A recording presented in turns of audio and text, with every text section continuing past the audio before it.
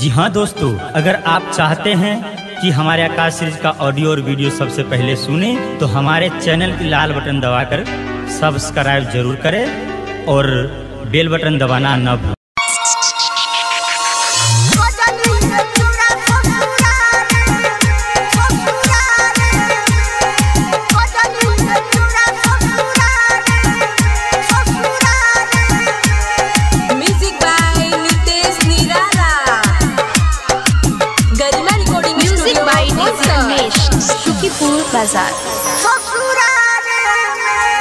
पिंकिया के हो गई शादी कजली रे तोरा ससुरारे में, कजली रे तोरा ससुरारे में।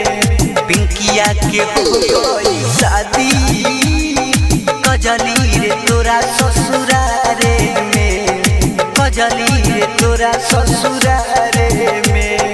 मिले ले जब जब तोरा से पूछे लेकिन हमारा बारे में। पिंकिया के हो गई शादी कजली रे तोरा ससुरारे में, कजली रे तोरा ससुरारे में।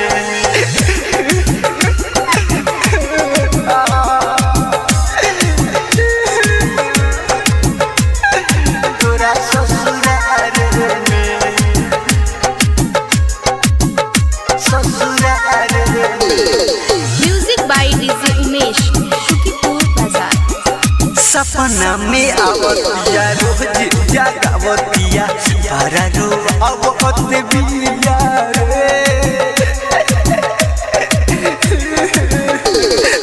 सपना में आवतिया रोज जागवतिया हरा रो आवत बिया रे।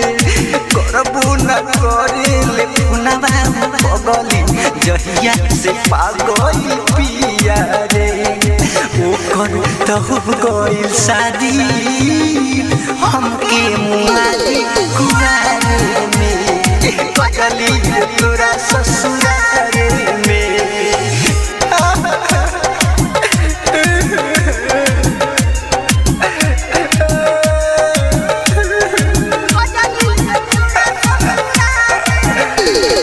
Music by DJ Umesh Shukipur Bazar. मन बड़ा करतावे बात बतियावे के बदल दिले दिया नमरा बारे, नमरा बारे। मन बड़ा करतावे बात बतियावे के बदल दिले दिया नमरा बारे। लालू ना गनवा के लूटल जहनवा मन करे खाली जहरा बारे। जाने का पागल बिया मनीष मतलब गीतकारे में, नितेश निराला संगीतकारे में। मिले ले जब जब तोरा से पूछे लेकिन हमारा बारे में। पिंकिया के हो गई शादी कजली रे तोरा ससुरारे में, कजली रे तोरा ससुरारे में। गरिमा रिकॉर्डिंग स्टूडियो बोईसर।